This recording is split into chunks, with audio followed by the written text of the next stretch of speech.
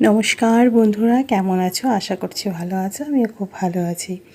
তো আজকে নতুন একটা রেসিপি নিয়ে চলে এলাম। এটা একটা সোয়াবিনের কোপ্তার মতনই বানিয়েছিলাম। সোয়াবিন আর ছানা দিয়ে বানিয়েছি। তো সেটাতেই কি দিয়েছি পুরো ভিডিওটাই রয়েছে। তোমাদের যদি ভালো লাগে অবশ্যই একবার ট্রাই করে দেখতে পারো। আমার তো খুব ভালো লেগেছে, তার জন্য তোমাদের সাথে ভিডিওটা শেয়ার করলাম। তো দেখতেই পেলে সোয়াবিনটাকে সেদ্ধ করে নিয়েছি।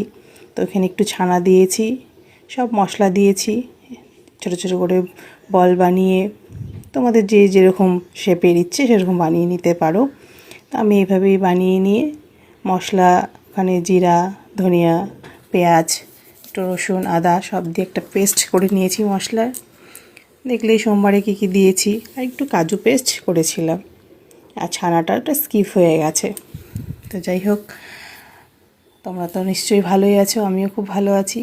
যে গরম পড়েছে, বেশি তেল মশলা না খাওয়াই ভালো। তবুও মাঝে মধ্যে মনে হয় যে একটু কিছু সুন্দর ভালো কিছু বানিয়ে খাই বা খাওয়াই সবাইকে। তাই এই রেসিপিটা একটু বানালাম, আমার তো ভালোই লাগলো খেতে, তাই তোমাদের সাথে শেয়ার করলাম।